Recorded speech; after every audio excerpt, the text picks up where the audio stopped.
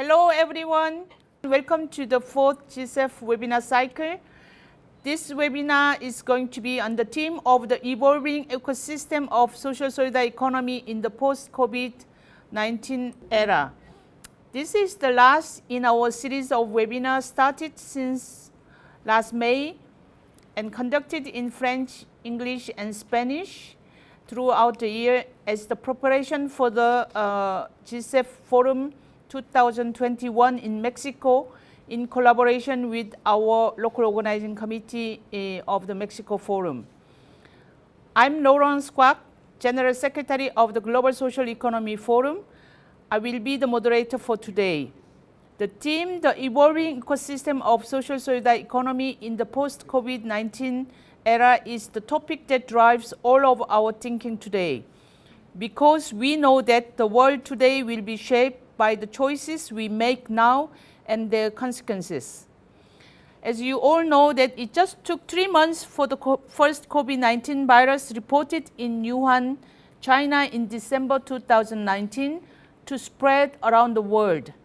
And 9 months later, in the midst of unprecedented turmoil that we are at the moment, this pandemic has caused severe health and medical crises all over the world, which has turned at the same time to the most serious political, economic and social crisis. It is natural that the word new normal has spread to our life, and that curiosity and desire for a new order to come after COVID-19 has grown. Unlike yesterday, all citizens are now wondering what is causing this crisis, what options are available to humanity, and what major changes they will bring afterward. With huge waves of change approaching an unprecedented social experiment underway, where will the compass of civilization point after COVID-19? Efforts to find answers to the new order amid the enormous confusion caused by the pandemic are no exception to social solidarity economy. We are also looking for new answers and new voices to better respond to the social and economic needs of social solidarity economic enterprise and organizations affected by the COVID-19 crisis. How to promote social innovation for social solidarity economy organizations and enterprise and for local authorities. How has COVID-19 changed the landscape and ecosystem of the social solidarity economy in your city? What is the strategy for the social solidarity economy to be more successful in coming out of this crisis and recovering after the crisis? How have your members adjusted to stay resilient and provide services product during the COVID-19 crisis? These are some of the questions that we are going to deal with our 6 experts invited from various organizations who act at local, national, regional, and international level to better support social solidarity economy actors in the face of the new challenges and experience that social solidarity economy is facing and the consequence of the pandemic of COVID-19. You will hear through them about what is the evolving ecosystem of social solidarity economy in the post-COVID-19 era. Before that, I invite our first speaker. I would like to remind that today we have 6 speakers, so we will have 6 presentations, one after the other, and then at the end we will have Q&A section altogether for 6 presentations. All of the participants, please mute your video and speaker to avoid any background noise during the section.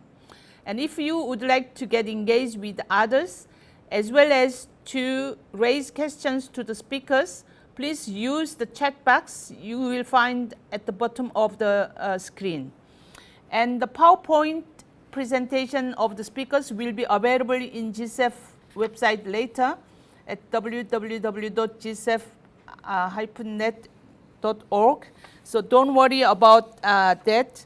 And today we also have a simultaneous interpretation between English and Korean. So if speaker is presenting in English, you can choose off button to listen to the original presentation in English.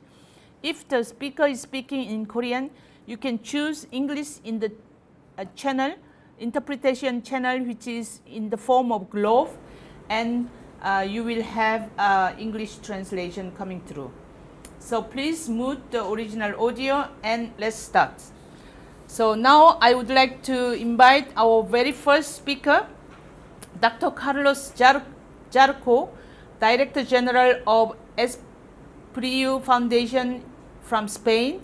Dr. Carlos Jarco is a member of the board and Director General of the Foundation SSEOEs, and he is the President of the International Health Cooperative Organization and member of the board of the Alliance for Health Promotion.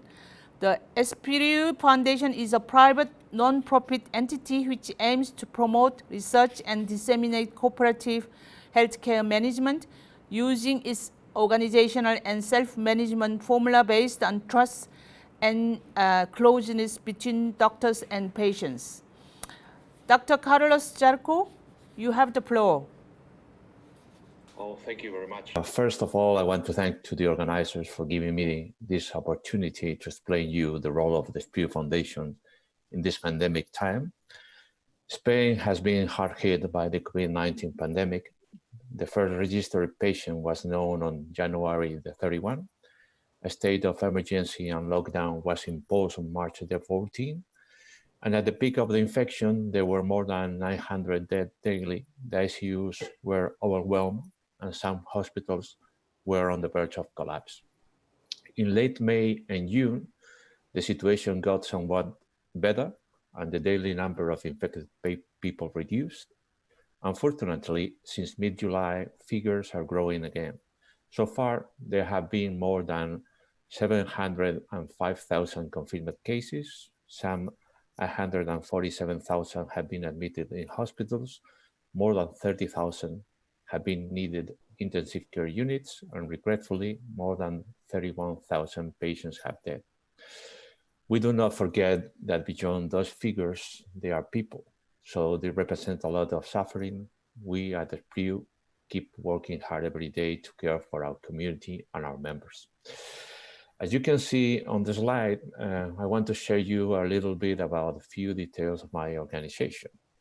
The SSEOEs Foundation is a network of health hubs, hospitals, medical centers, insurance companies, diagnostic units, technology companies, etc., currently caring for 2.6 million people in Spain.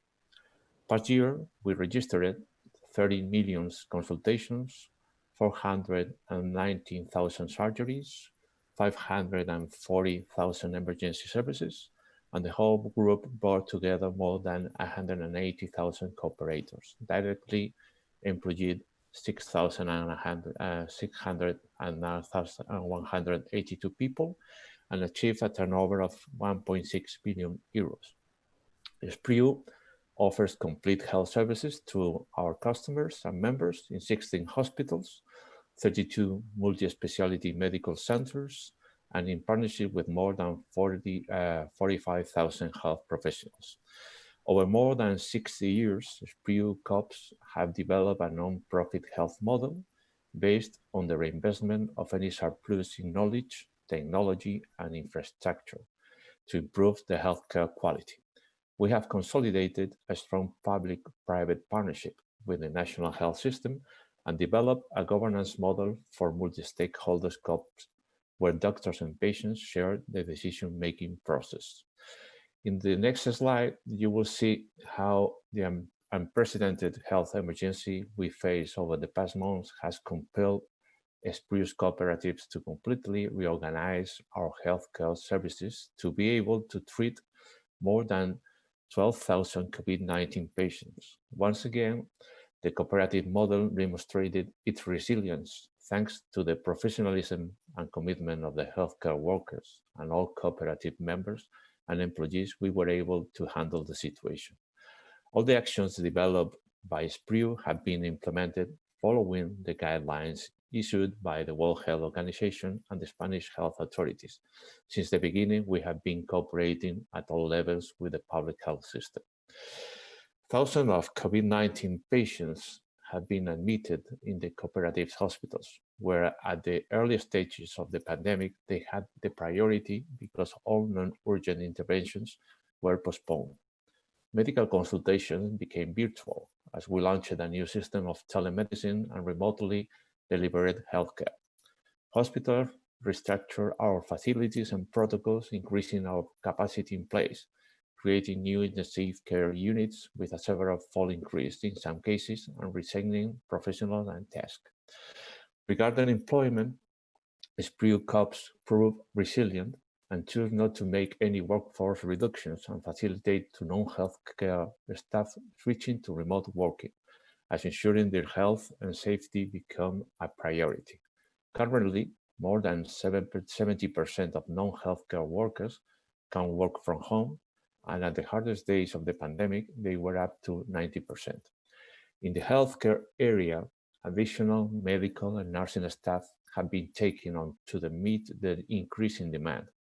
Health professionals of hospitals where the situation was not too hard went to help other centers overwhelmed by increasing admission of COVID-19 patients, sometimes in cities long way from their home. Even some retired doctors came back to lend a helping hand.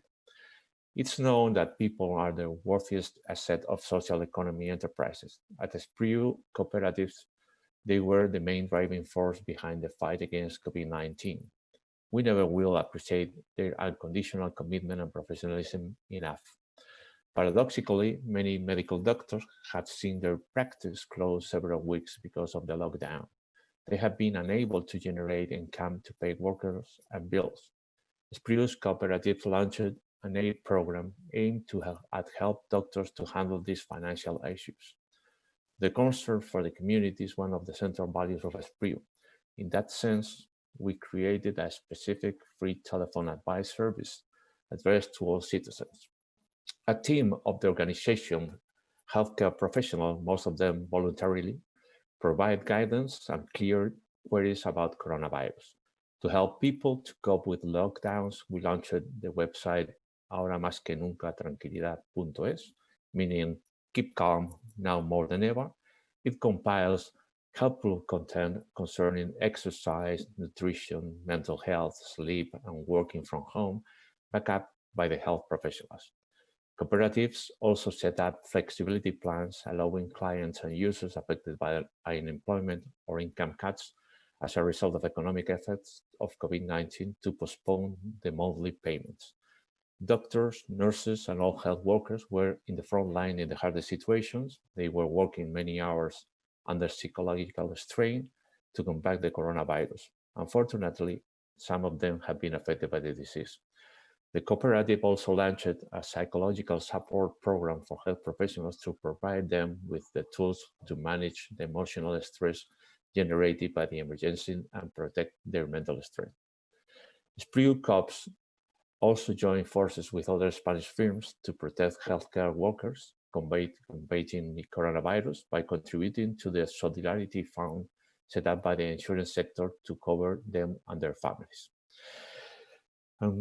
Which will be the contribution of health COPs in the post-COVID-19 era? Well, a key takeaway from the pandemic is that professionals are the worthiest assets of the healthcare sector.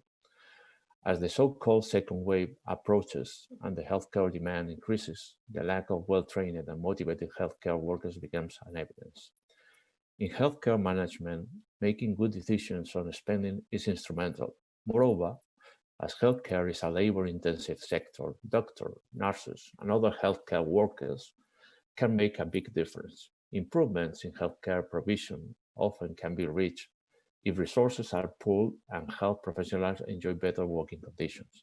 Since many years, health cooperatives demonstrated their appropriateness to combining workers' skills and financial resources to bridge the gaps in the provision of health services. The growing healthcare demand has also put pressure on the health systems to suddenly increase their capacity with new intensive care wards, ventilators, equipments, and so on. To address this challenge, the joint and coordinated participation of all health resources, whether public or private, is crucial. Cooperatives, rather than competing with the public healthcare or other providers, tend to be complementary. In some countries, they even take the place of the national health system. Many times, cooperatives fill gaps that otherwise have been unattended. The flexibility that characterizes health cooperatives and its vocation of service to the community positions them as the best ally of governments to develop health systems and improve access to healthcare care of citizens. And it's the better way to achieve the SDG number 3. As the pandemic swept across the globe, many companies suffered losses and the weaker could not keep working. However, cooperatives are proving quite resilient to the pandemic economic consequences. The many years of functioning, almost a century in some cases, show that health clubs are economically viable business and socially responsible as well. They have a long-term view, seeking social, economic, and environmental sustainability, because the only investor they must pay back is their communities. The profit generated every year is often fully reinvested, improving the business capacity to be more efficient, to provide better health services, and to allow better working conditions for health professionals, thus ensuring the cooperative's sustainability. And that's what I want to tell you about what the SPRI Foundation have done and thinks it will be the post-COVID-19 era. Thank you very much for. Thank you very much, Dr. Carlos Jarco. I think it's impressive actually to hear your testimony and your experience dealing with such a health crisis affecting all of the country, but specifically in Spain. It's amazing to see the SPRI Foundation as a network of health cooperative actually caring for more than 2.6 million people, but have treated more than 12,000 COVID-19 patients while keeping all the values and principles of social solidarity economic organization.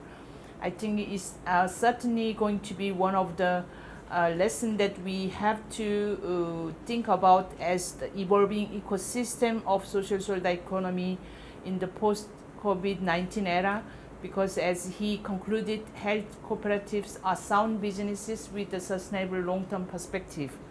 It's a very interesting case. Thank you very much once again for your contribution, Dr. Carlos Jarco. Let me invite now our second speaker, Mrs. Rebecca Choi Young, who is the chairperson of Hong Kong Social Enterprise Summit. Rebecca was a pioneer of the convention and exhibition industry in Hong Kong and China since the early 80s. She successfully founded, branded, and organized over 12 world-renowned international trade fairs and conventions. Since changing her career path over a decade ago, Rebecca has devoted her full effort to promoting social innovation in Hong Kong and Greater China, especially in orchestrating movements with social missions to bring real change. Using social and business innovations to address the challenges posed by the aging population, fostering the development of smart aging cities, and empowering golden ages means people plus 45 as a new force of social change. Rebecca is founder and chair of Golden Age Foundation, founder and vice chair of Education for Good, and she's also co-founder and convener of Ednovator, chair of Social Enterprise Summit, co-founder of Dream Impact Hong Kong, and co-founder of Bill Lab. Rebecca, floor is yours. Thank you very much, Lawrence, for the introduction. And I'm happy to report on the situation in Hong Kong. Next slide, please. The pandemic has obviously taken its toll on the economy of Hong Kong, which has slipped into its first recession for a decade. Our GDP dropped 9% in the second quarter of 2020. Unemployment rate hit 6.2%, the highest level in more than 15 years. And coupled with the months of social unrest in 2019, many people suffered from mental problems, depression, and anxiety. In Hong Kong, cooperative is not a popular form of social organizations. We have mainly social enterprises and NGOs. And social enterprises face the same difficulties like other commercial enterprises. Under the influence of the third wave of COVID in July, operations have become more difficult for social enterprises as they must also take into account of their social mission. Here you can see a survey on the conditions of social enterprises from February to August this year. 80% of the respondents reported a drop in their revenue. 30% of social enterprises replied that their revenue dropped by more than 50%, and 10% had no revenue at all.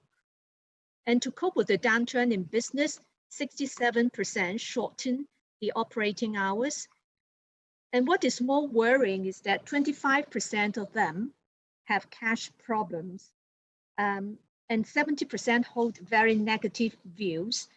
So despite all these very negative statistics, we witnessed the rise of citizen innovation since January this year.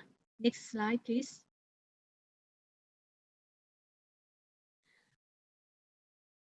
So Hong Kong is a very small city with 7.5 million population.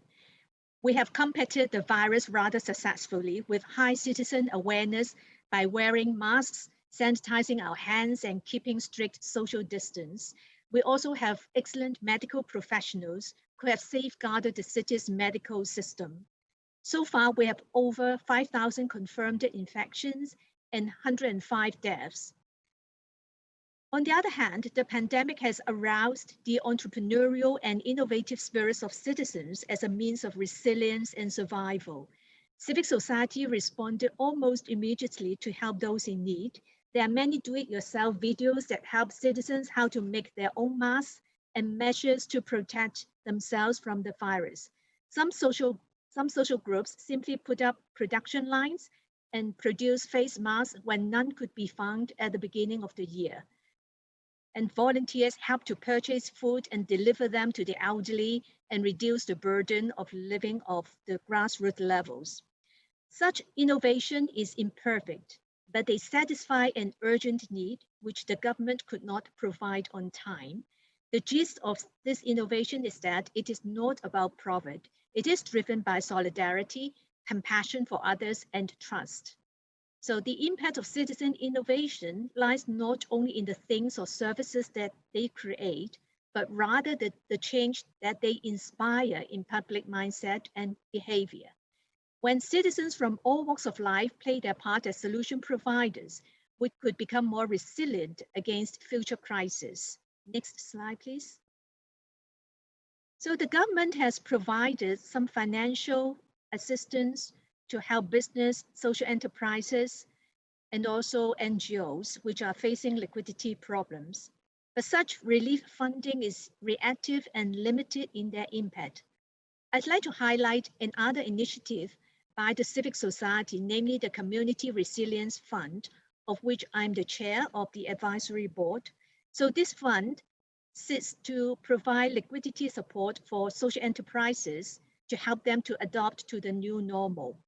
It was conceptualized in early March when a number of impact investors like to put their resources together to help social enterprises with viable business models. So we decided that it is a zero interest bridging loan payable after a period of 24 months. We also provide in-kind support for these social enterprises like mentorship, training, and upscaling support. And now we have helped 8 social enterprises with this zero interest loan. Though the funding size is not big, but it serves as a pilot of a new social finance option. Next, please. And despite their struggle for survival, many social enterprises, oh, sorry, can I have the previous one? Yeah. So many social enterprises and NGOs still carry out their social missions as much as possible, despite their struggle for survival. And we can see that there are a lot of social enterprises that are still operating. I think we should go back to the previous slide. The previous one, please. Yeah, so we could see that these social enterprises, they are handing out lunch boxes to people in need, and then their action is being supported by businessmen and volunteers. So next slide on digital innovation. COVID-19 has accelerated the digital age, and the importance of digital connectivity in our daily life. And it has enabled the continuation of key activities such as remote working, healthcare, and education, and the growth of e-commerce. However, we also see that there are clearly gaps that still exist in digital access. When essential services such as health, education, or simply being able to continue one's professional activity depend on connectivity, the inequalities has become intensified, and there is a bigger divide in adoption when those with coverage may not use the internet due to lack of affordability. Digital literacy is another additional barrier to adoption by certain communities, such as low-income families and the elderly. Next slide, please. And for social enterprise, they have been struggling for a long time, since early this year. So the Social Enterprise Summit, of which I'm chair, has been assisting with and mentoring the business mitigation plans of social enterprises. For example, we work with social enterprises that organize community tours to go online, education or training onto enterprises to transform physical training into online projects. And there are a lot of others that turn to online or e-business. And during this period, more people have paid attention to the problems of the Earth's ecology that has led to the rise of environmentally conscious social enterprises. Next, please.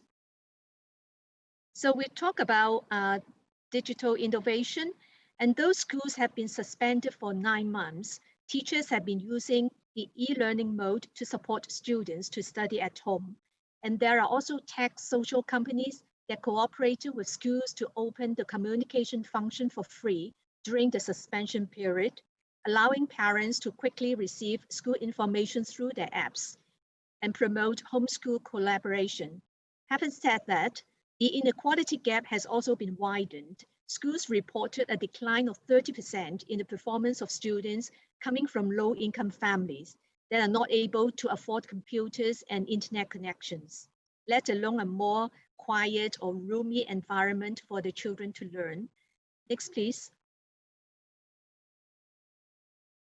So we are looking at creating a new normal, and we feel that this is not just the work of social enterprises or social organizations. Since the outbreak of the virus, many large and small companies have set up new business lines and produced masks and sanitizers and other products in Hong Kong to meet the huge market demand. Small environmentally friendly enterprises, such as the one that you see on the right-hand side, such as the Green Beach, have sprung up. They sell second-hand fashion, natural, low-carbon products, reflecting that more and more people understand the importance of environmental protection.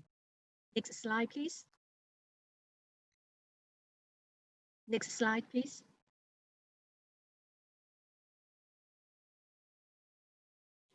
So here I'd like to focus on what we could do to rebuild our society after the pandemic.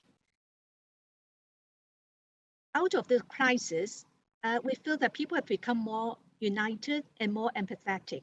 And this is the seed of social innovation. To build a thriving social and entrepreneurial ecosystem, I would strongly suggest to use a movement building approach, which is a systematic approach to drive social innovation and engage more stakeholders. Over the last few years, Hong Kong has seen an increasing number of social startups. They usually focus on the design and delivery of specific product or service. The Social Enterprise Summit has been serving as a movement builder over the last decade to bring big and small players in the social innovation field together. Next slide, please. Next slide, please. So we have been inspiring them and empowering them through our advocacy and marketing work. We have also developed the capabilities of local organizations with our community programs, which are joined by around 3,500 participants every year in different districts in Hong Kong. And we also organize the International Symposium, which has over 3,000 delegates in 2019. So we connect the dots and cross-sector players to drive greater social impacts. All our committee members are superintendents who have taken the initiative to start new actions on their own. And regionally, our strategy is to establish an intercity vision through which Asian cities may expand their networks, collaborate with each other, and share resources. In 2017, we have set up the Greater Bay Social Innovation Platform to build closer ties with 10 other cities in the southern part of China.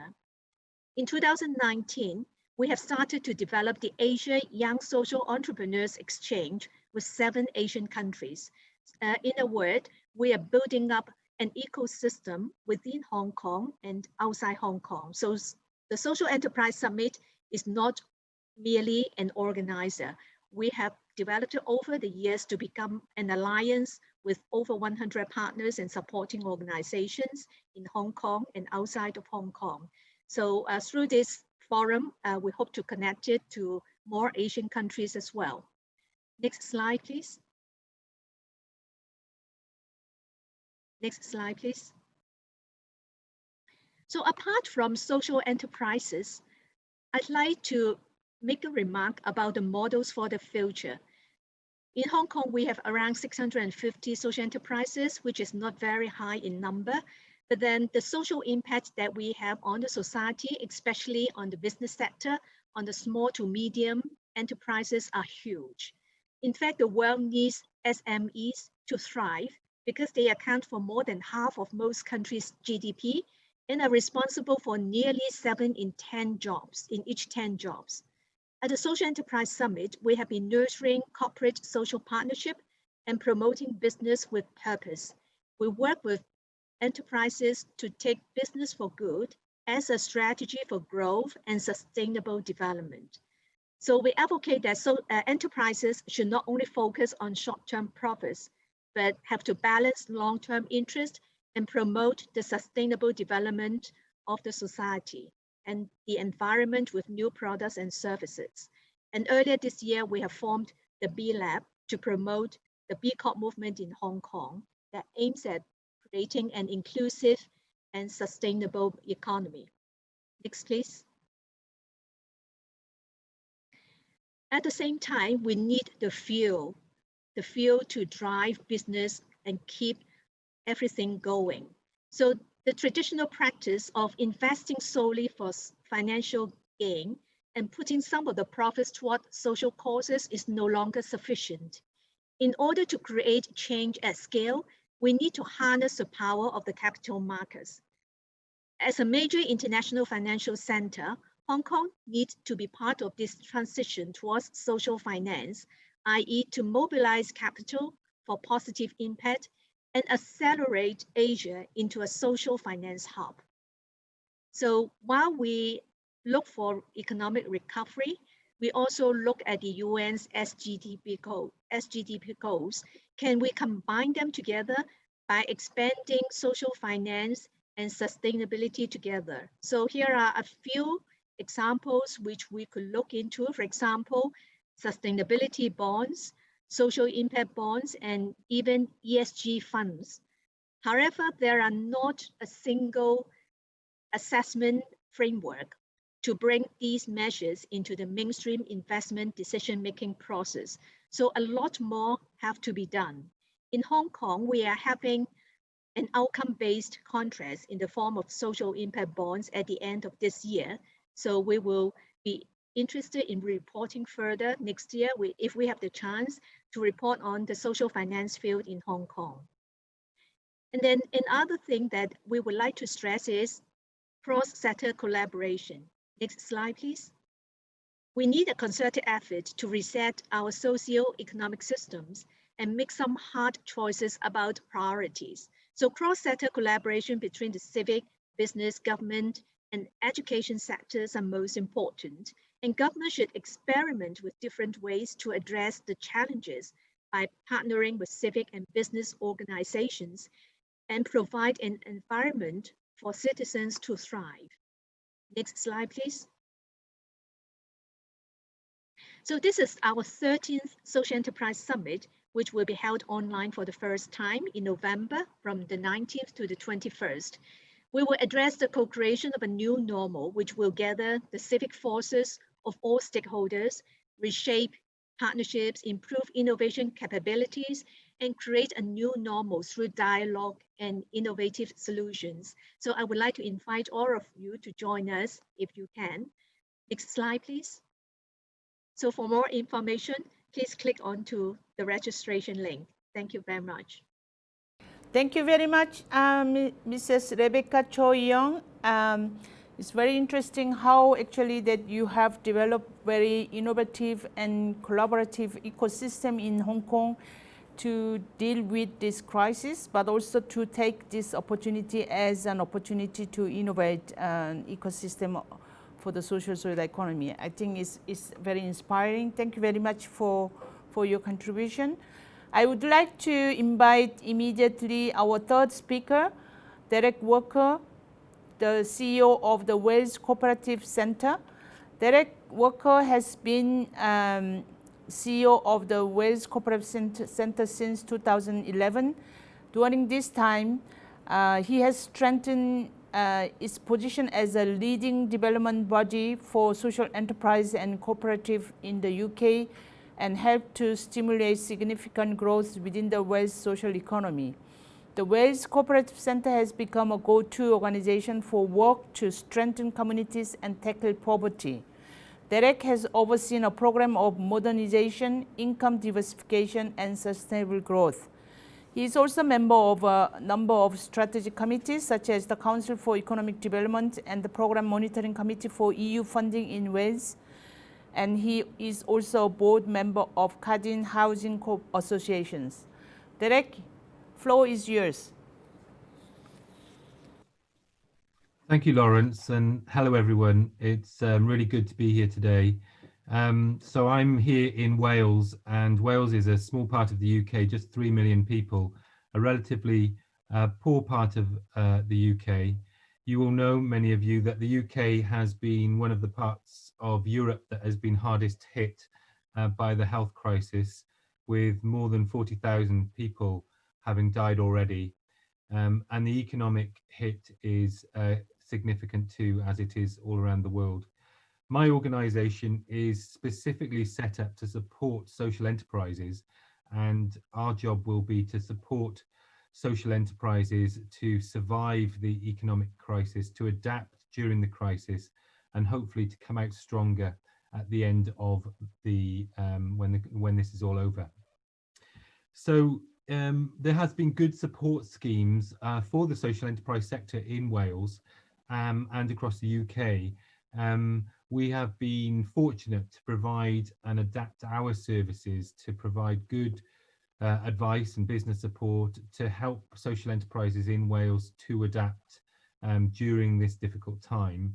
There has been also generous financial support from the UK government in terms of helping people to pay wages, and from the Welsh government to support businesses to adapt with grant funding to be able to adapt their services.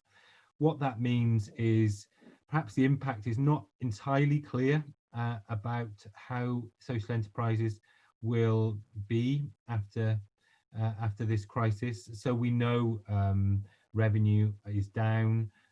We know businesses are having to adapt, but we haven't seen significant numbers of social enterprises closing their doors, and we hope that won't be the case, and they will be able to adapt and survive. I really like Rebecca's presentation because I could see a lot of parallels with what is happening there in Hong Kong and what is happening here in Wales. Social enterprises are adapting out of solidarity. So all businesses are having to adapt, of course, in order to survive, and social enterprises are no different. But what we're seeing that is different amongst social enterprises is they're adapting in order to support their communities, to support their members during this crisis.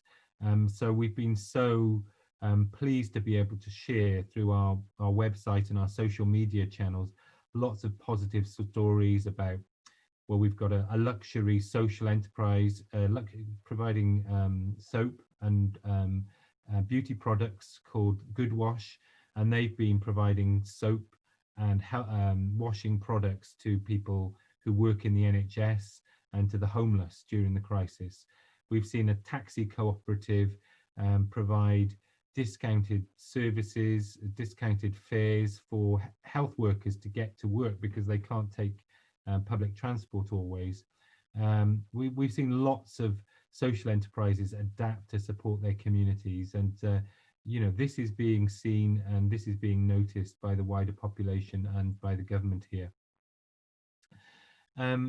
We've also seen public bodies look to social enterprises to help them during this crisis. So, you know, they've seen these businesses as being rooted in their communities, interested in supporting Welsh people and the economy to survive this situation, and they've looked to them to provide to adapt their services and to make PPE, protective equipment for health workers and social care workers during this time. So there's been lots of positive stories during a very difficult situation. We've also, as in Hong Kong, looked to tech and digital. So many social enterprises were very good at using digital technology to support their businesses and to reach the people that they wanted to reach. But there are also many that weren't appropriately skilled in terms of digital, and we've been supporting them to improve their digital capability during this time. Later on in October, we will be holding a tech festival, a Tech for Good festival, to support our social enterprises, third sector organisations to understand how tech can be used for social good, as well as cutting costs and helping to increase surpluses. The next slide, please. So we're looking to the future and what comes next. The slogans that are used often in the UK, not just by us, are this idea of building back better, creating a new economy that is better than the economy that existed before the pandemic. We're also using the term build back social, build back an economy that is more socially minded than it was previously. So at the end of this, we want to see an economy where social enterprises are a much bigger part of the economy than they were previously. We have launched a strategic plan for the sector because we felt that we needed to have a document that set out where the sector wants to be, where social enterprises want to be, and we wanted that plan to be owned by social enterprises. It's been developed by social enterprises, and our vision is for social enterprises to be at the heart of a fairer, a more sustainable and a more prosperous Wales. We've had good support from government in putting together this plan, but it is owned by the sector. We have taken the view that we can't expect others to make this future. We need to take this action ourselves, and this is very much in the spirit of how social enterprises are. So this is a long-term vision and action plan for the social enterprise sector that we own and that we will make happen. You will see in this document a particular emphasis on a green recovery and the opportunities that could bring. What we're already seeing is this document is helping to bring cohesion, direction and momentum. So social enterprises are pulling in the same direction, understanding what the priorities are, understanding what needs to change to make this vision a reality. And we're already starting to see a good number of new start social enterprises setting up, not necessarily because of our strategy, but we are seeing people adapt and look to the social enterprise business model as a way of coming out of this crisis, which is, you know, some positive from this negative situation. Next slide, please. Some of the challenges that we face here are as follows. We need to move to a different system. This is not just about individual initiatives, and there are lots of individual initiatives, but a different way of seeing the economy, seeing what the economy is for, how it's measured, how success is measured. So that is a big system change that we're looking to achieve. The politicians face a problem, so they will see the looming problem of unemployment. At the moment, unemployment in Wales hasn't increased dramatically, and it's still lower than in other parts of the UK, but the likelihood is that that will soon start to change. And the danger, I guess, is that we will look to old approaches and traditional approaches to create employment, because employment is needed, rather than looking to social enterprise options and new approaches. So that is one of the challenges that we have to face. There are lots of competing ideas, which is great, seeing lots of innovation, lots of people suggesting things that could be done differently. But we now need to make those ideas happen, rather than just talk about them, make those ideas a reality, and that will be a challenge, as always. We need to help our social enterprises to adapt. Many are adapting, but are they in the position to be able to take on the opportunities that might arise? So we are working closely with them to help them to be in the best possible position to take advantage of new investment, to adapt to the new economy, and to be able to look to the future. Public funding all across the world, but particularly in the UK, is going to be very limited. Huge amounts of money is obviously being spent on supporting the health services, and also to be crisis managing the economy. So that means in future years there'll be less public funding available. So increasingly, social enterprises will need to look to its own resources to survive, and to rely less on the public sector. Low level of digital skills is something I've mentioned, and we will, as I've said, be looking to support social enterprises to improve their digital skills.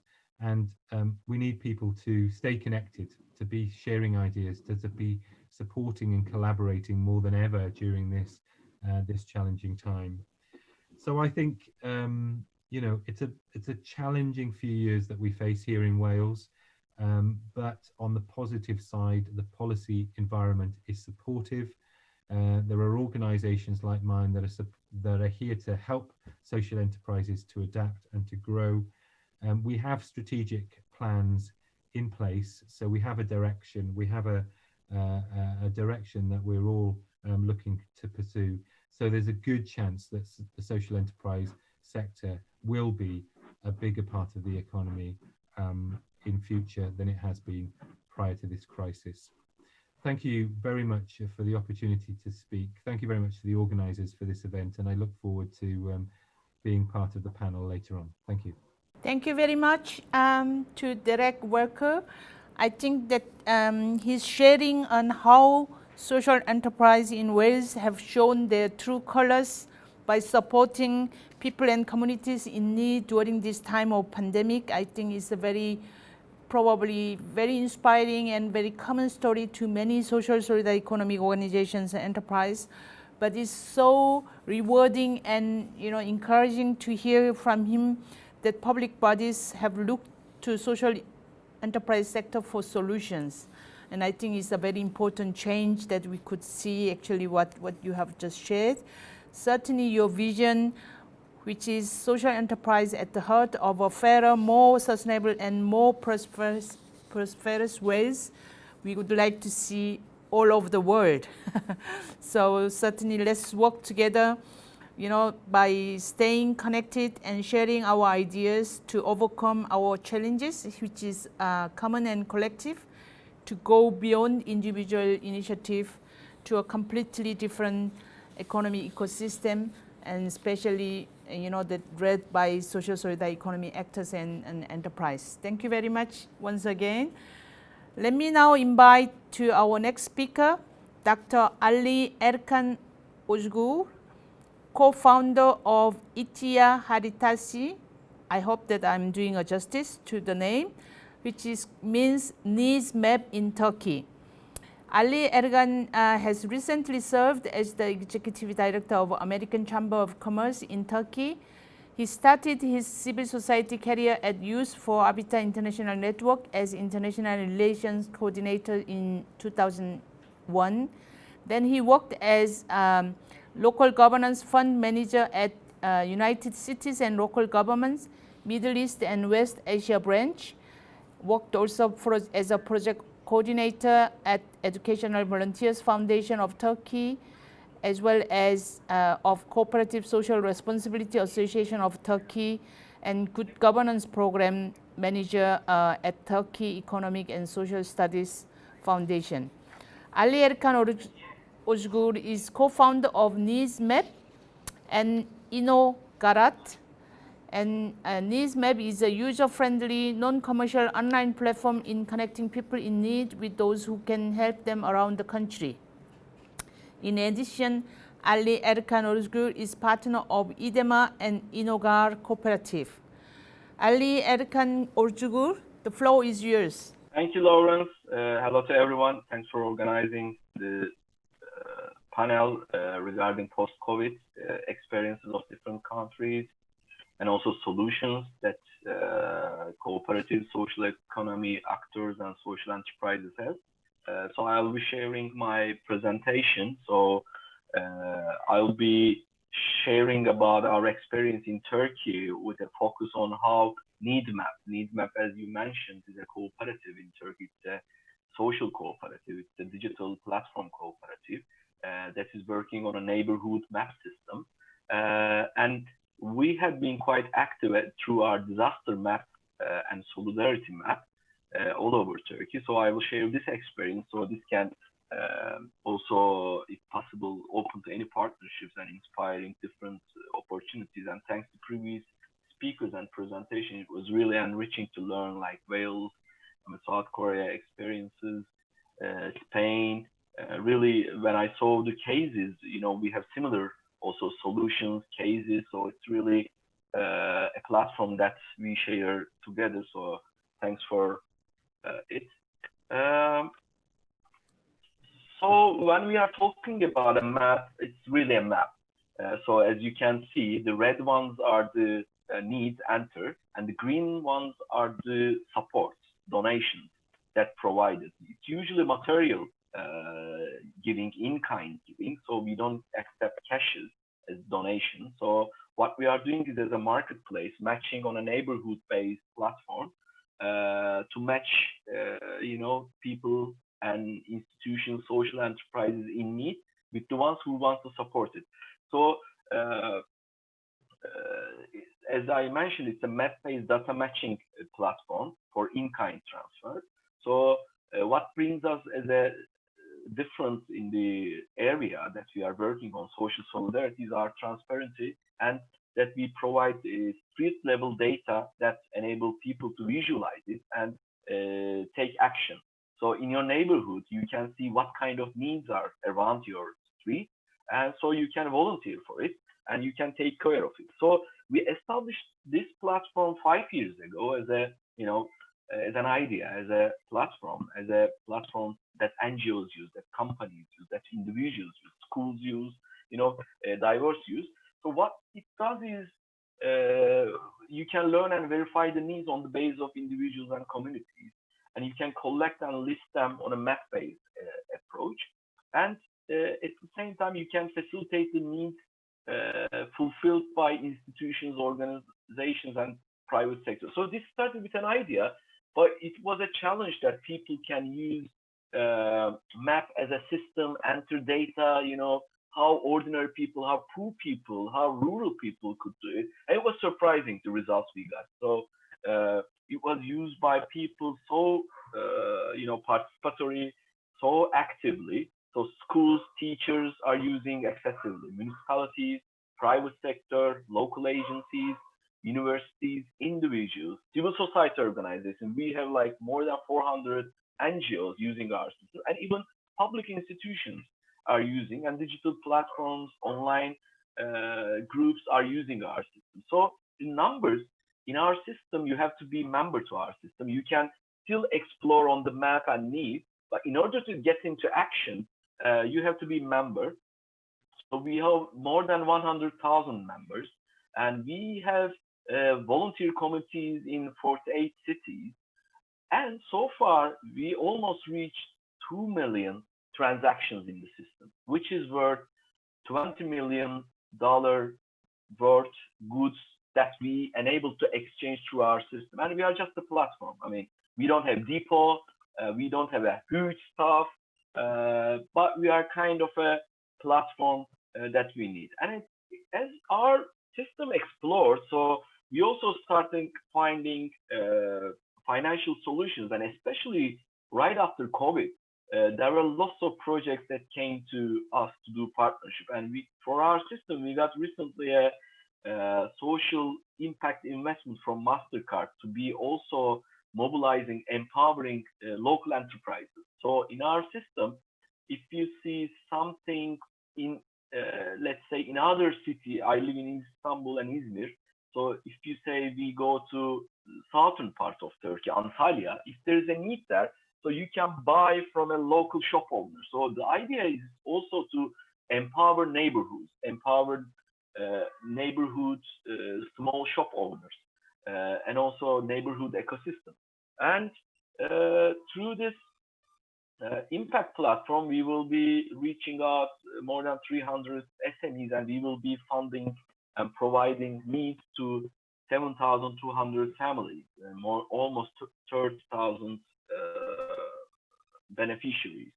And right after the COVID, three kinds of needs appeared a lot in Turkey. One, the health equipment needs of hospitals, online education needs of schools, and especially arts, music, entertainment industry that are bound to daily earnings.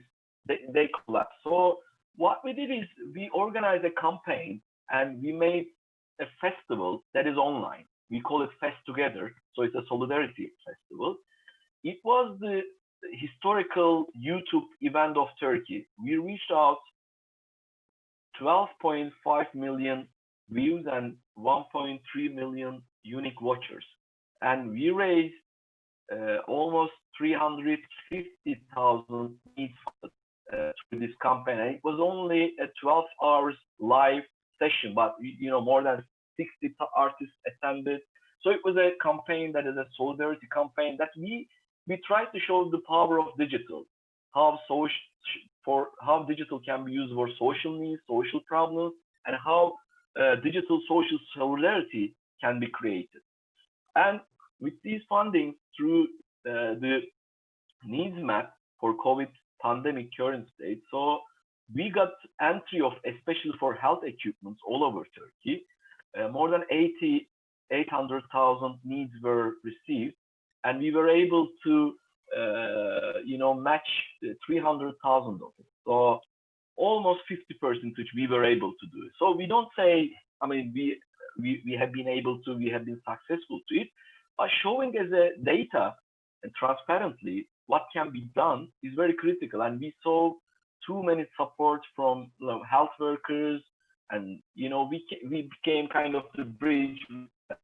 Another campaign to support the COVID post-COVID impact process was with two NGOs we organized, because owning computer was a problem. So all schools are closed. So all schools started. So Ministry of Education started online education, but not in every household, in every child we have computer, laptops, or tablets. So there are many children now out of school because they don't have access to digital equipment. So our campaign focused also on digital equipment for especially poor children and families. In some houses, there are like 5 children in the school age, and there's only one laptop. So it's not possible to follow all the classes, which causes dropout from schools, basic education. And before the COVID, we had a huge earthquake in Elazığ in the eastern Anatolia of Turkey, and it hit lots of lives in Turkey. But it was a moment that needs map was also utilized for a disaster. So before COVID, we experienced using a map-based platform to be used for social aid, social solidarity, social sharing platform, and we are also enabled to be establishing a civil society disaster platform. So after the earthquake, buildings collapsed, so government and main, disaster recovery systems focused on this recovery. But it was cold. It was a cold area. It was winter. So aid coordination, shelters, heating was a problem.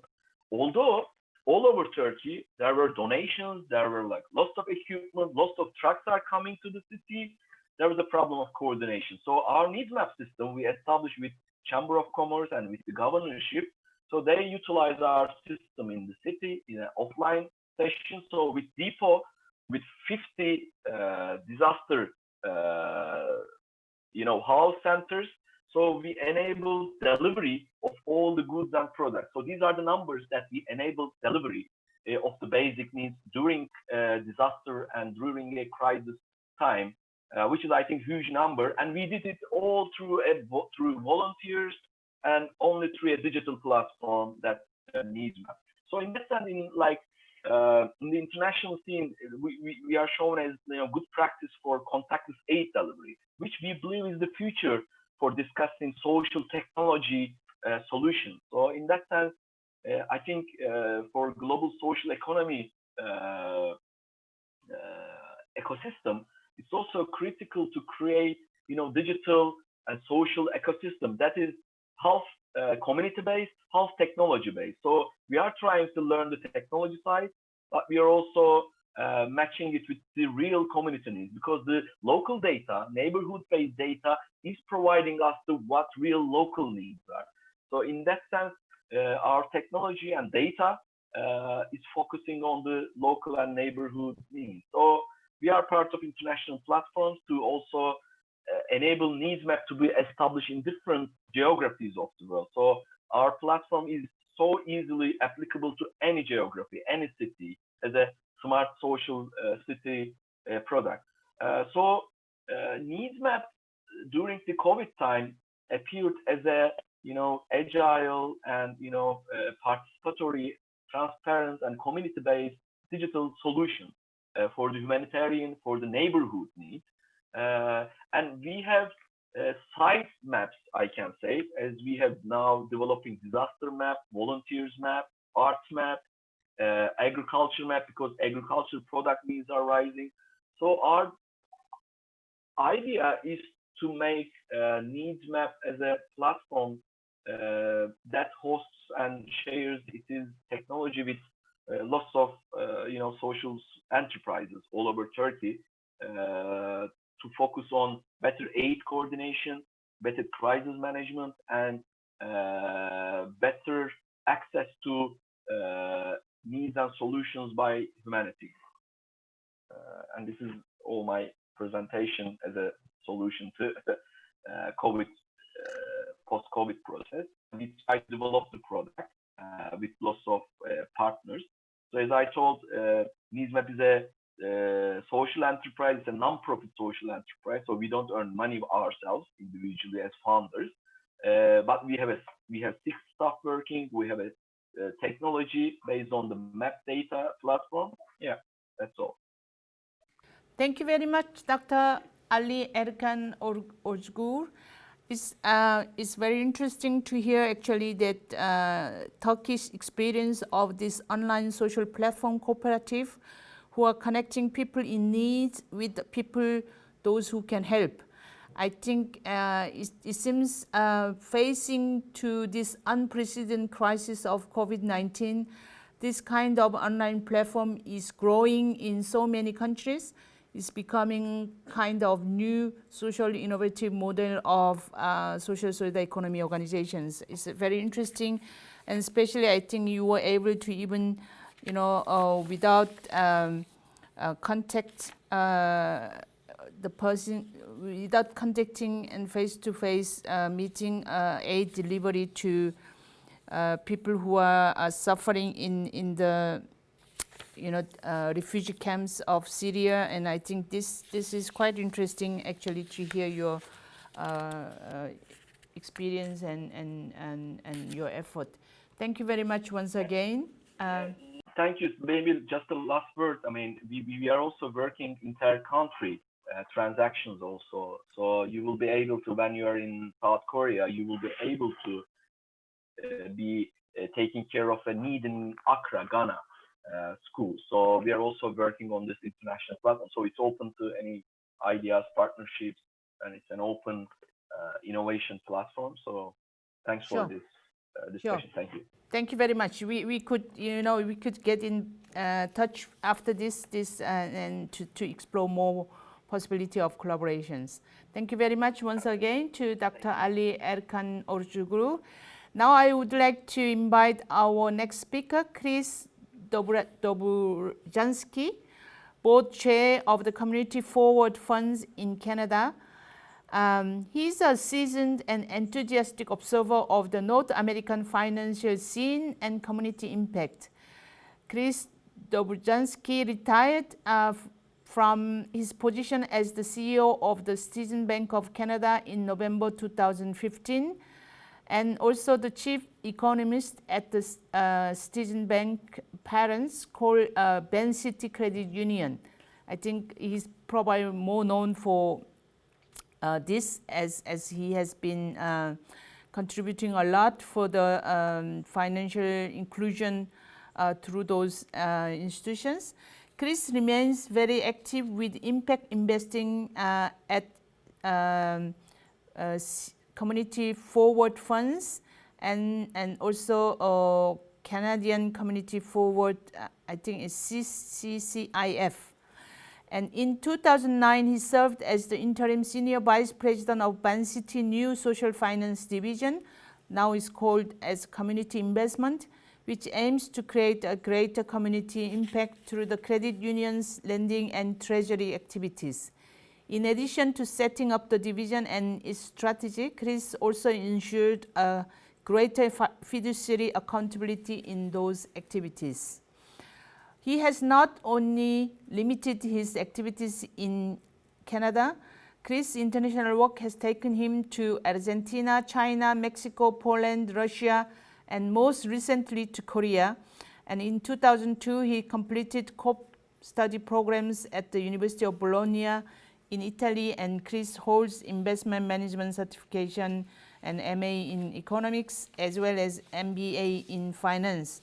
And currently, he's building a very interesting exchange of experience between Korea and Canada. Chris Dobrzhansky, the floor is yours. Thank you very much. And thank you for this unique opportunity with GSEF. And thank you to the previous speakers. In my first slide, I want to actually build on the needs map. If I can have the first slide. So let's think of the needs map that traditionally had our community focused on attending offices or factories, but during the lockdown, we have to rethink our vision. And the purpose of this presentation is to take you through a focus of what if the real economy and social economy was community-centric versus factory or office-centric, and what if the reality of working from home for essential workers or essential workforce addressed affordable housing. So envision a new ecosystem that reduces the commuting to dense workplaces and increases the connectivity to locality with social and solidarity enterprise support. In a lockdown, we have to focus on community linked to itself, able to provide local service, such as food distribution or health services. We have to remain vibrant, household-centric, and at scale. In my next slide, I want to show you a couple of examples of community centricity at scale. In our urban reality, affordable housing has to be at scale. If we rethink community centricity, the COVID need for livable space is even more in demand. We are not wanting to return to crowded tenements and slum landlords. We want to create living space that is caring, that creates room for learning. And a partnership with social and solidarity economy is very important, especially for households who share a cooperative view or the traditional commons view, that housing is a public good, a universal right. It also involves partnership with municipal authority that have land and zoning power that can then meet with the need for lower rents as incomes are lower in the new post-COVID environment, either because of direct unemployment or because of continued overworking at minimum wages. We have to make room for jobs that are adjacent and adjoining our affordable housing. And let us think of public goods, either health clinics, as was mapped with our previous speaker, or classroom space, whether that's online or in community. And especially these two examples I will now speak to. It's been an honor to work with We Stay, a cooperative housing society in Namyangju, northeast of South Korea. I guess for those not familiar, Namyangju would be a kind of a bedroom community with a lot of employment back in Seoul, but it is also a very historic city with a population that is involved in agriculture, a population that has specific needs around low income or immigrant labor. The size of the units, about 500 in these 5 to 6 towers, is very important to understand scale. The unique feature that I want to highlight, and you can look it up in the website, is that they built a community center that was twice the size of the zoning requirement. It added $3 million to the budget, but it has a community kitchen, a variety of programs. I've actually visited and stayed there. They have a workshop for wood, they have a media room for youth, they have daycare space. And the idea of having this community center twice the size of the requirement is so it could be a hub for the adjoining neighborhood in addition to the co-op members. This is a classic example of rethinking and creating connectivity at scale. The other feature is that they've created jobs within these different community activities, and the hours worked, they have their own currency. Specifically, if you worked 8 hours in the kitchen, you get 8 hours equivalent of We Stay currency, and you can apply that to your daycare supervision costs. The other example is British Columbia, Vancouver, where when finished, about also 420 units are going to be built. Most of the cooperatives in Canada and in particular in British Columbia were of the size of 40 units or less, but this is one that is at scale that creates capacity for community centricity. The unique feature here is a community land trust with the city of Vancouver, $10 for the land for 99 years. Why?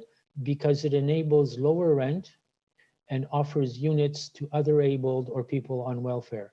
So for example, in Fraserview, they will house people who have a $350 rent for the same unit that other people will be paying $1,600. Why? Because $350 is the maximum government rental subsidy that the other abled or people on welfare can. So again, two examples in two different parts of the world, but they are affordable housing centric with a cooperative philosophy, very much engaged in the social economy. If we turn to the next slide, I want to now say, how do we get there? Well, my experience has been that we need social finance, which is often patient capital, that can combine with then conventional lending.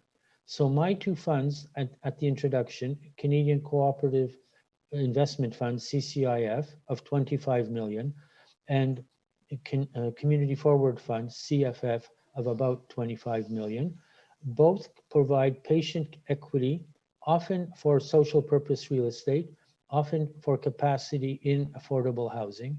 And it creates then the connectivity of a patient capital equity that can then go to a bank, to a government agency, to a credit union, and obtain conventional lending. These two little pools have a multiplier of 5 times their financial impact.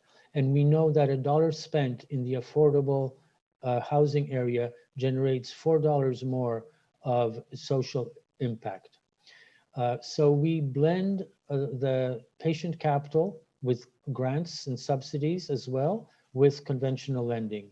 And the post-COVID environment, the borrowers in these funds have been given permission to postpone their debt payments because the cash that they have, and we saw it in the previous slides, how drastic the drop in revenues has been for many in the social economy. The remaining cash, we believe, in our patient capital role is to support program and mission, not bank loans, not repaying.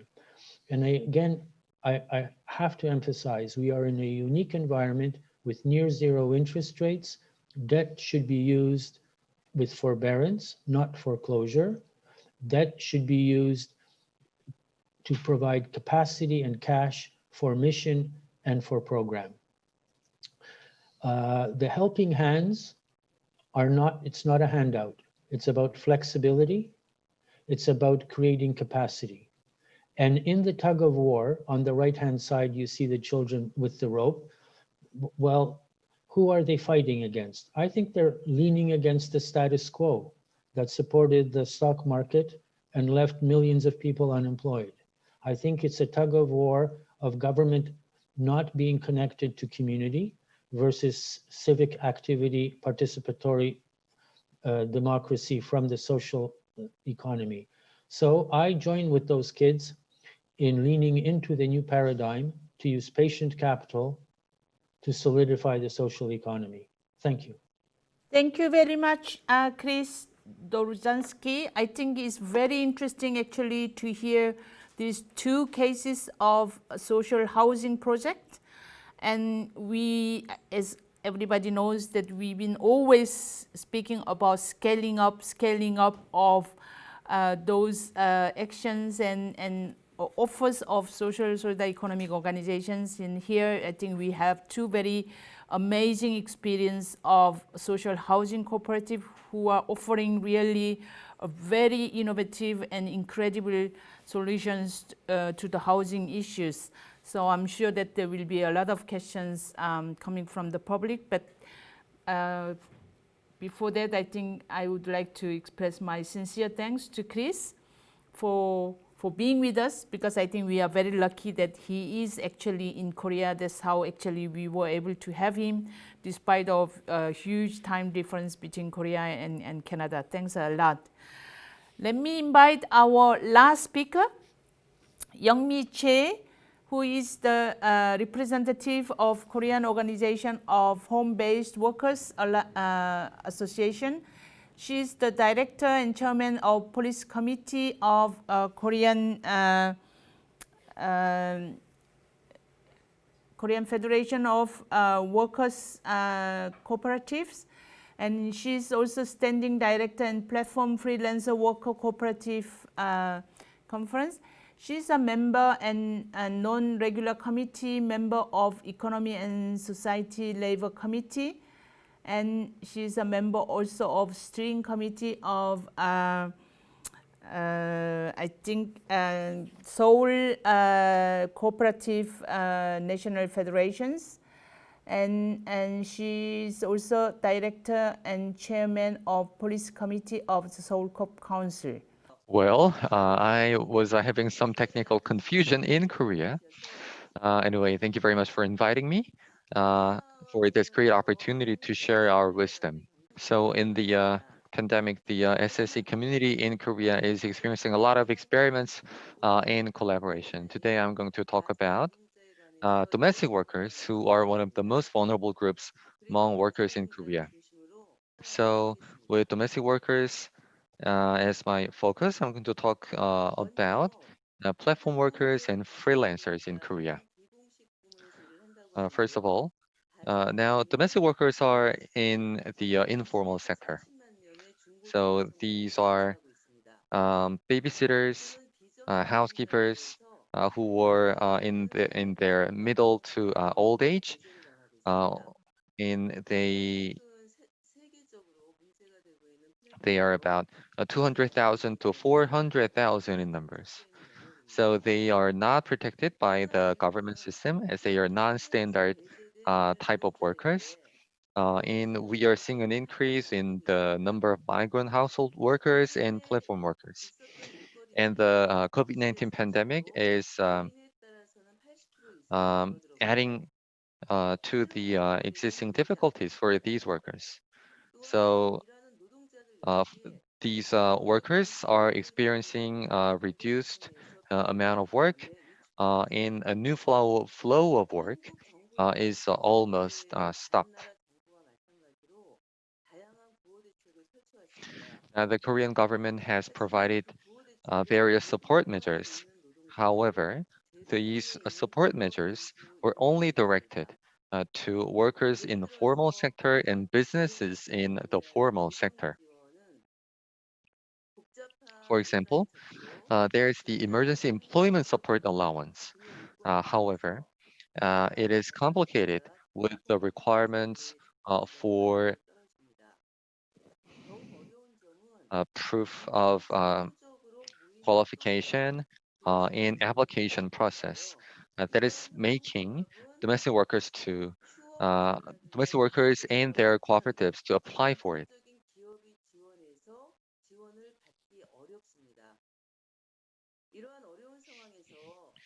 And the cooperatives are not subject to small business support policies, such as shutdown benefits or shutdown leave allowances.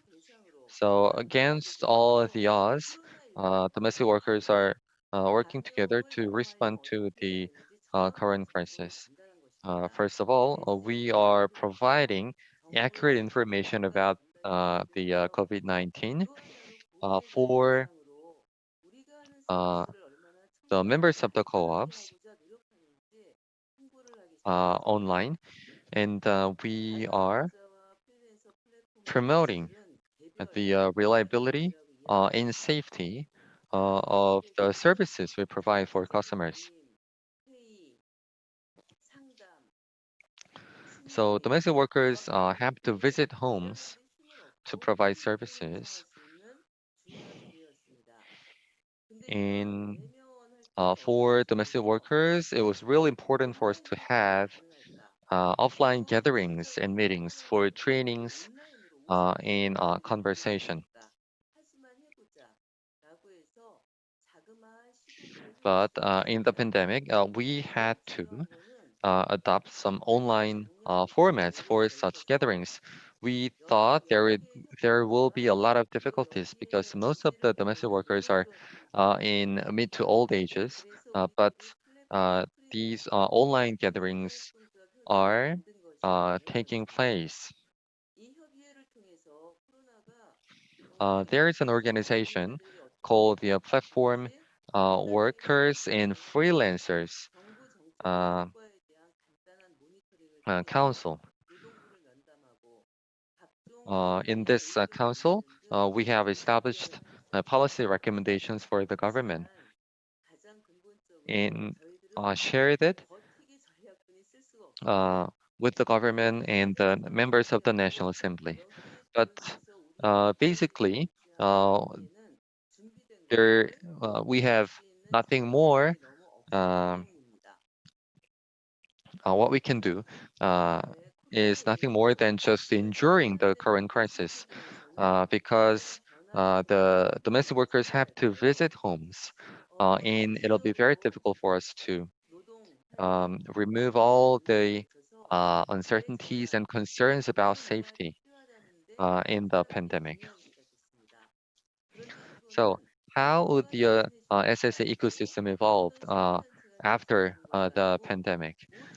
Many people are talking about the need to adapt to the new normal. It should happen in all areas of our life: labor, environment, human rights, and so on. All people and organizations have to create new standards of life and work from their own perspectives.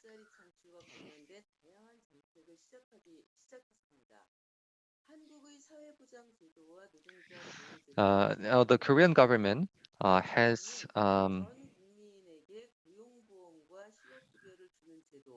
to promote public care services and job creation through it, and it has to accelerate its planned reforms on employment insurance and strengthening of social protection system. And although not included in these slides, the SSE community is working together to also respond to the crisis. The SSE organizations are trying hard to sustain employment and create funds. Recently, worker cooperatives are trying to establish a mutual aid fund in an attempt to help each other in the difficult times.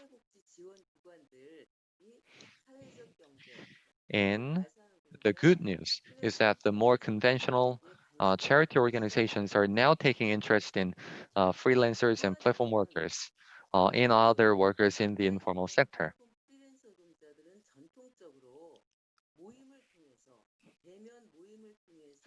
And like I said before, freelancers and platform workers have created their communities based on offline gatherings. However, they have to adapt to the new normal by utilizing digital technologies to promote these communities. And there are some challenges regarding that. How can we enhance access to the digital infrastructure among the platform workers when these workers are typically low paid, older, and not active users of digital devices? So we are working hard to overcome these challenges now.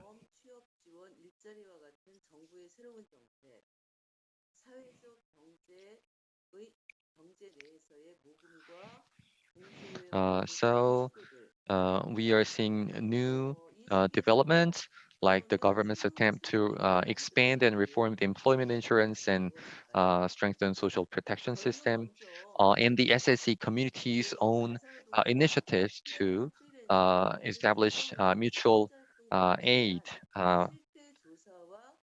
funds and organizations.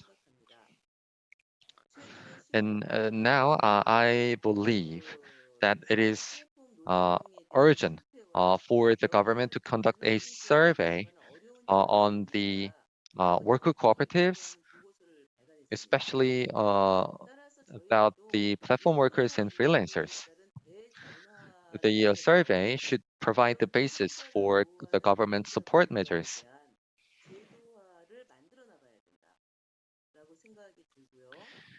And I also believe that we have to institutionalize worker cooperatives that include various forms of labor,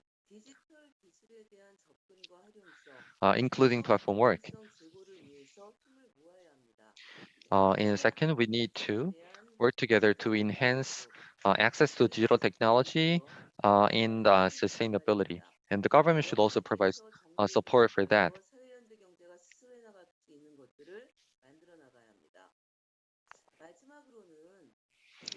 For example, we need the provision of digital devices in training for the vulnerable groups of the society.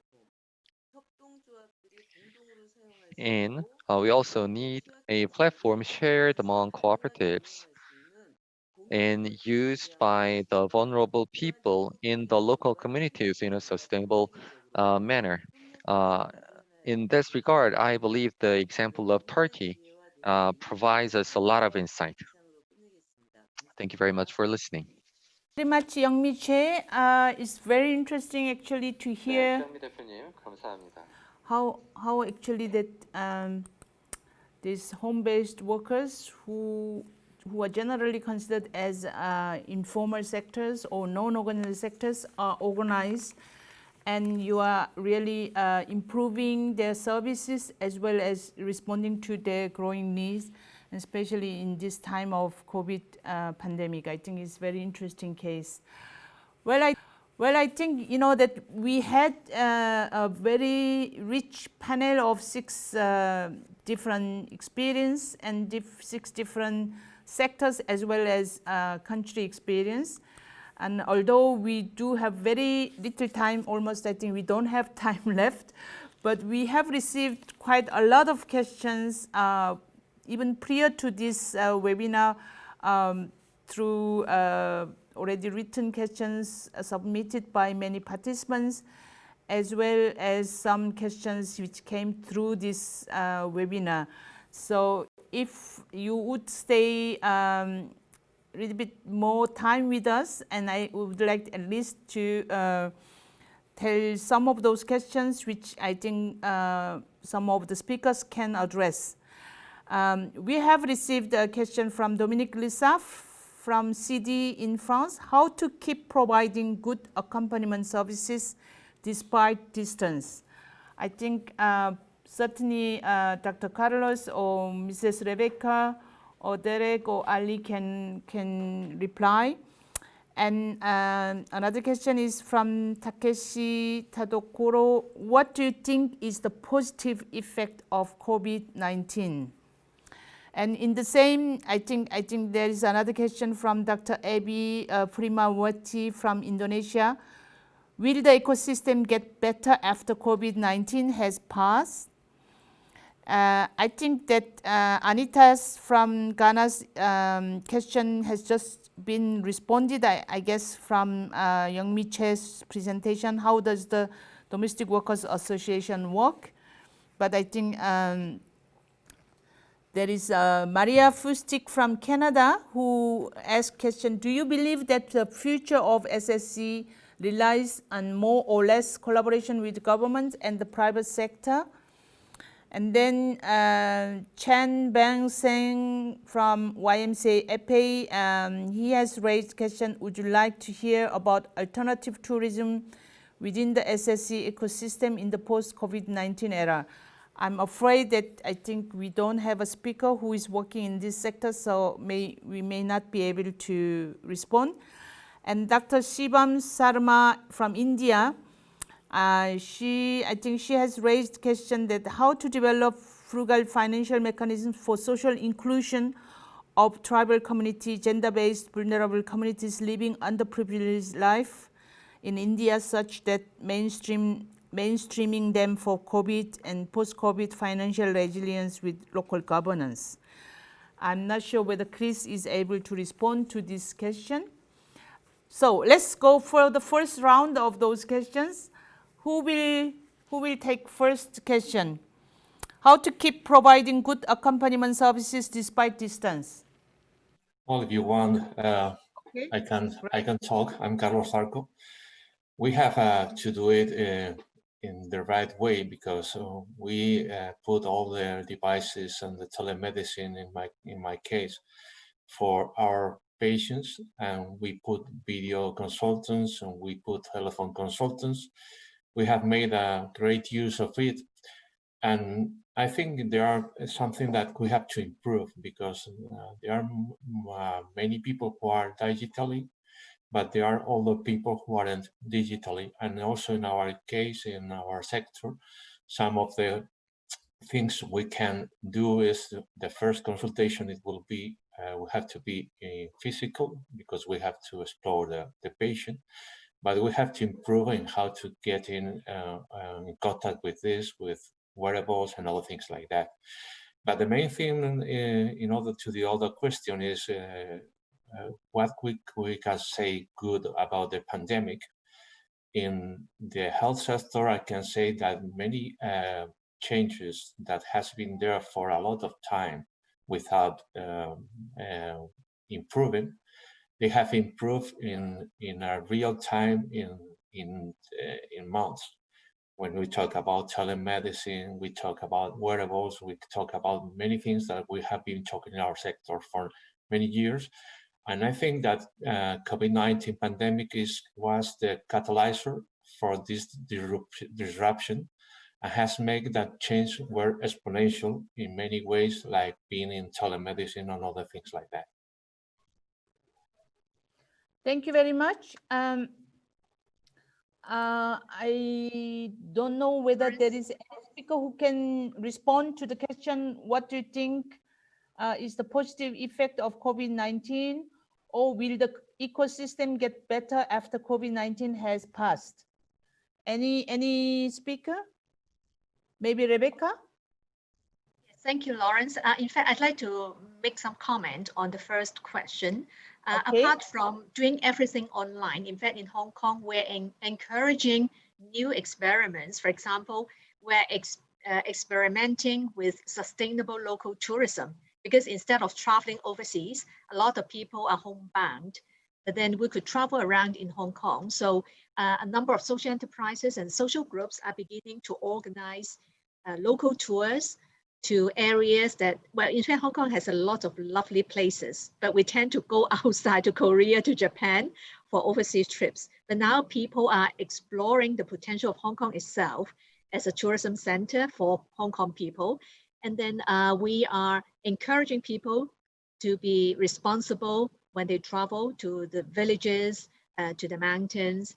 And also there are a number of initiatives to train up local tour guides, housewives, unemployed people, and also people who have retired, because they know the community very well. So instead of having the normal tours that we have, having shopping and big dinners and meals, we would invite them to visit the local districts so that they really understand how people Hong Kong live and what is our historical trade, etc.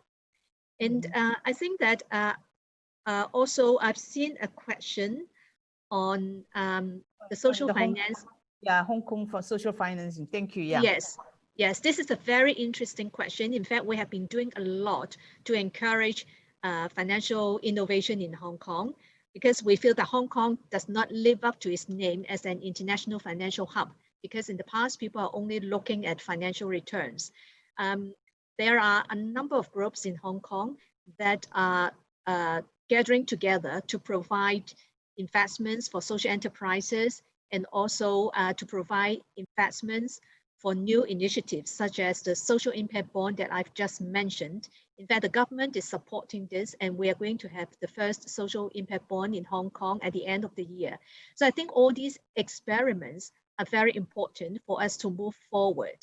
And according to several surveys conducted by financial institutions earlier this year, 90% of the respondents, who are mainly financiers, 90% of them feel that Hong Kong people, Hong Kong financial investors could do much more to fill in the gap.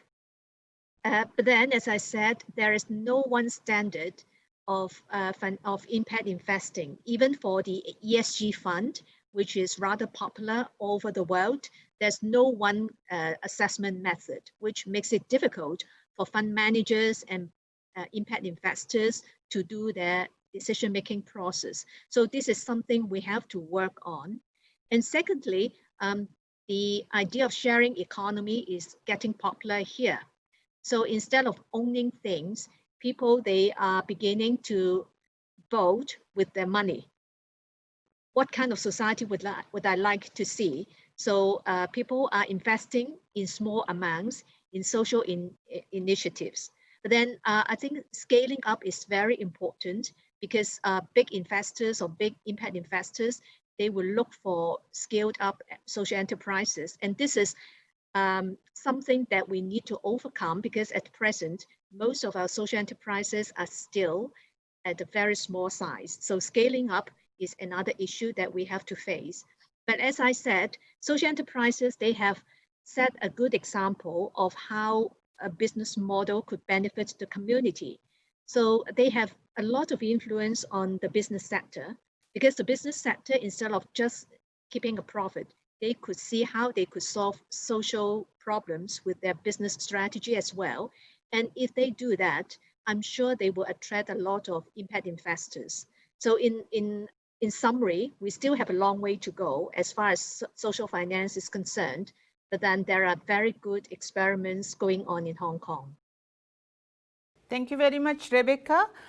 May I probably invite Derek to respond to the question that do you believe that the future of SSE relies on more or less collaboration with government and the private sector?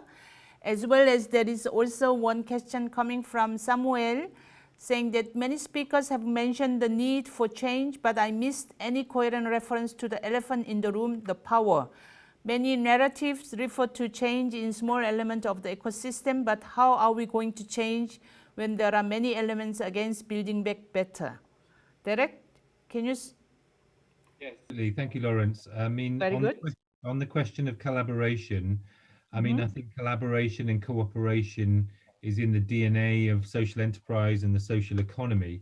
So we have always collaborated with each other and with other sectors, and that needs to continue to happen. I think one of the things that we are seeing more of is much better collaboration between social enterprises themselves, but also governments and private sector organizations here recognizing that they need social enterprises based in Wales to deliver for them. So, for example, we've seen problems with the supply of personal protective equipment because we relied on that to come from overseas, which meant delays and health workers not having sufficient equipment. So they're now wanting to collaborate with the social enterprise sector and cooperative sector to ensure that there are supply chains within Wales closer to the purchasers, so that that is available when needed. So we need greater collaboration to look beyond our own organizations and to reach out to the wider world to take our place, I think, as part of the future of the economy and society. I also wanted to just say quickly something about the ecosystem. I think, you know, like others have said, people's priorities have changed and people want different things. They understand that good quality public services, tackling environmental challenges, good, strong communities, secure incomes. These are all really important things for people, and that's what's mattered during the pandemic. So a refocus on policy priorities that look at those things rather than perhaps traditional profit-making GDP measures will hopefully create a better environment for the social enterprise sector. And then this question of power, I think that is a tough question and shouldn't be avoided. You know, power resides with you know, the politicians, big business, money, and that remains the case. I think we take control of that power by, you know, first of all taking charge of our own destiny, not asking others' permission, but, you know, making our own future. But I also think it's also about changing the systems and processes so that what's important, what matters, gets measured, and they're more likely to be the things that social enterprises are involved in doing than perhaps other parts of the economy. So, you know, it's about a different narrative, it's about different measures, it's about different priorities, and then hopefully the rest will follow. And that means, you know, making our case and demonstrating the value of the sector. Thank you. Thank you very much, Derek. May I invite Dr. Ali to respond to the question from Takeshi? What do you think is the positive effect of COVID-19? I think your mapping exercise could probably have something to share. And also at the same time, the question from Dr. Ebi from Indonesia, will the ecosystem get better after COVID-19 has passed? Would you like to respond? Yeah. Thank you, Lawrence. I mean, of course, I mean, all the global communities, I mean, countries have difficulties. I mean, it was also maybe not positive, but it was sharing. I mean, sharing the common pain of humanity, I believe, was critical. So, I mean, when seeing people are dying in different countries, so I think this side was to sharing the pains was, I think, important because I believe in that side, I mean, maybe I can say something critical. So this virus, this COVID is democratic, so it doesn't listen any country, it doesn't have any prejudice. It touches any people, it kills any people. So there's no country, there is no color, there's no ethnicity. This virus killed all of us. So I think this has a message or symbol that we as people, if we can have united, if we can have solutions, leaving our prejudice, leaving our, what kind of nationality, what kind of locality we are sharing, we have a common problem to survive together. So in terms of that, I mean, the solutions, the needs, so we started collaborating. What is also, I mean, positive side after this COVID thing, the things like needs map, the solutions in Canada, in Spain, in South Korea, in different parts of the world, and for social enterprises, we are the people, we are the enterprises who are thinking of social problems and with the solution side.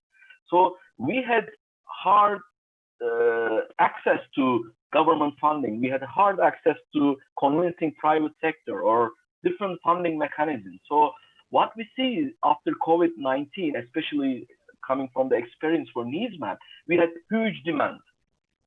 So to see that they wanted to mainstream needs map product in the country, municipalities, companies, national organizations, national government agencies, which shows that if we as social enterprises develop solutions, technologies, with focus on the problems, disasters, health, disabilities, I think now it's the era that we can access the funding, we can convince the necessity of these solutions, because we were kind of in the externalities now, but now the things we have been advocating maybe for years, this social economy ecosystem was advocating for years on the problem. So I think the future will have more availabilities that people, organizations will listen us more. And one last word, maybe what kind of things will be the solution. I believe the urban and localities will increase. I mean, huge metropolitans, huge cities, huge countries, impact of them will be limited, I think. So I think we will see the rise of urban areas with better access to rural areas. So balance rural and urban localities will increase and will empower, I believe. Thanks. Thank you very much, Dr. Ali. May I ask Chris, I don't know whether you are able to respond to Dr. Shibam Sharma from India's response, how to develop frugal financial mechanisms for social inclusion of tribal communities and gender-based vulnerable communities living underprivileged life in India. Thank you. Thank you. Yes, there is an international organization called GABV, Global Association of Banking on Values. And in Bangladesh, the bank is BRAC, B-R-A-C. And in India, there is a small finance bank called ISAF, I may mispronounce this, in the province of Thrissur, Maili Padam. And the reason I mention these is like the Global Social Economic Forum. Here you have values-based bankers who are providing international resource to the communities on the margins. And so I would recommend being in touch with them. And of course, many of us have benefited from international agencies for the seed capital, whether they're the World Council of Credit Unions or the United Nations. As has been said earlier, COVID has shown us that we need a healthy community in order to have a healthy economy. And in my experience, one of the dimensions of that health is financial well-being. Thank you. Thank you very much, Chris. I think in order to do some justice, because there have been 2 questions coming from Korean audience. I think Unju Tak, she's working for the Life Magic Care cooperative. She asked, what are the weaknesses and strengths of social solidarity economy organizations in post-COVID-19 era? And then second question is, if you would like to say 3 keywords of this forum, what would be? This is question from Jiyoung Park, a student from university. So I would like to invite all the speakers, just respond to this question. What are the weakness and strengths of the social solidarity economy in post-COVID-19? If you could say in 3 key words. Who will start first? Let's conclude with this. 3 key words in terms of weakness and strengths of the social solidarity economy in post-COVID. Okay, Rebecca, go ahead. Hi. I think we have both weakness and strength. Financial well-being is very important so that we can go through the economic crunch. And also social enterprises have to survive so that we could carry out our social missions. And secondly, I think that it related to the question on power, a kind of new power is being emerged from many societies. And this new power are by empowering individuals, social innovators coming from different sectors of the society. And if we could empower them, they could lead to a lot of changes. And then thirdly, collaboration between different sectors. Thank you. Thank you very much, Rebecca. Maybe Dr. Carlos? Yes, of course. I think one of the weakest has been not only about the healthcare system. I think when you talk about a question about how the pandemic could affect the ecosystem, I think this year could make us rethink our lives, because sustainability is fast becoming a new reality. I think when things go wrong, we hope that the things go better, but often they do it. But this year will not be only a bad year. It will be a reflection of how the things are becoming bad, and we need a change. And I think that we have to. Sustainability has become the new reality. No one can think that things like this year has happened months ago, and nowadays we have to think about the next years and how to be stronger. And I think that in my case, the cooperative system and the social systems all around the world are more resilient than any other kind of enterprises, because we don't have to share nothing with our with our owners. We have to reinvest all the money we get, and we are very much linked to the reality of society.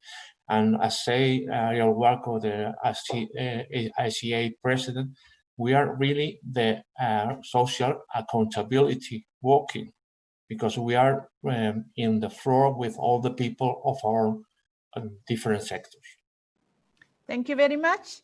Maybe Derek, would you say a few concluding messages? Similar to the others, I guess one of the words would be relevant. We're seeing our organizations and our social enterprises do what's needed for the people that they work for. So they're remaining relevant and needed and necessary. And a second word would be innovation. Seeing lots of innovation, lots of adaptation, lots of people doing different things. In a crisis, we perhaps take more risks because we have to, and that has resulted in some failures, but also in lots of success. And I guess what would my third word be? I mean, demand, maybe big demand for people's support and services. I guess similar to relevant, but more demand than ever for their services, which is a challenge for organizations to cope with. Thank you, Derek. Dr. Ali, what are your 3 keywords? Yeah, my first word is priorities. I mean, so with the post-COVID era, with social economy, priorities are changing. So this is the reality. The second word, I agree also, ecosystem. I mean, so changing ecosystem, enlarging ecosystem and we have to build new ecosystem, and with related to this decentralization, I mean, either digitally, either geographically, either conceptually. So decentralization, decentralizing all the concepts, all the solidarity mechanisms, I think will be our new concept for the future. Thank you very much. Chris? Yes, the pandemic happens once in a lifetime, but often in history. And so I think what we're seeing through a collaboration like today is the return to human dignity, of universal values. Everyone's talking about jobs with dignity, livable space with dignity. And so let us keep working hard,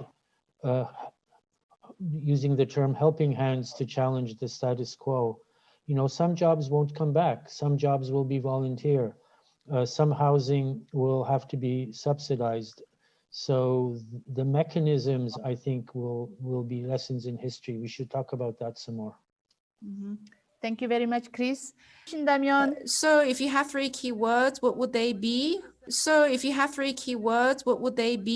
정미최, what would they be? I'm sorry for the glitches today. So the 3 keywords for me would be challenge. As we all know, this is a paradigm shift, a urgent paradigm shift in all areas of life. This is a urgent challenge for all of us. In the financial crisis of 2008, we had a lot of challenges, but now we are facing even larger challenges today. And how can we meet the challenges? First of all, I think collaboration. Now, the threat or danger is not limited to a particular group. So we need to think about how to promote collaboration of all the different groups or across sectors like welfare and care, welfare and the environment, and so on. And third keyword is self-help. I think any response to challenges should be based on our own capacity. So the SSE community should be building our own capacity to meet the challenges. Thank you very much. 네, 아주 감사합니다. 한 분이 sorry that there's one person who asked us, are there opportunity to take this webinar to a higher level after this very resourceful presentation? I would like to further interact with the Canadian project and the one on Korea's domestic workers cooperative. But he has not, we haven't found, I mean, I was trying to identify who the person, but his name is number 2. So please leave your contact email address. So we will put you in contact with Chris as well as Ms. Che. I think probably you could interact further with them. Certainly, I think we would like to take this webinar to a higher level so we could deepen this very important question: what should be the evolving new ecosystem of social solidarity economy in the post-COVID-19 era? And I think that today probably we didn't have enough time to deepen more about those questions, but I would like to invite you all to join our next global virtual forum, which is going to be held with the theme on great challenges, greater solidarity, power of community and social solidarity economy as a path for transformation from 19th to 23rd of October. And actually we are going to have more than 33 different sections, and every day with one plenary who is dealing with a very important key question for the evolving ecosystem of social solidarity economy. So I would like to invite you all to be part of this great virtual forum where we could share our insight and our inspirations and story of innovations. And also, I would like to invite you all to participate in our global social solidarity economy video or open call.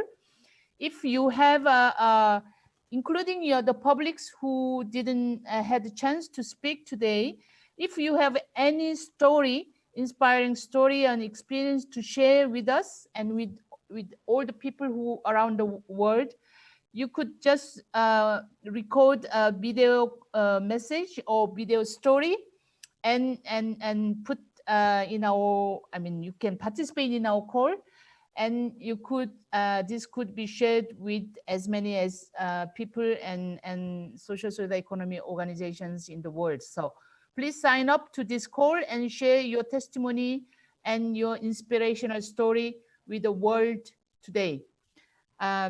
I would like to thank to all our speakers as well as to all participants for this very interesting and informative panel. And thanks a lot. I think time is always very limited, but I think it was very inspirational and very positive messages that we have got through different stories and experience shared by our speakers. So thanks a lot once again, and hope to see you soon again. Thank you. Bye.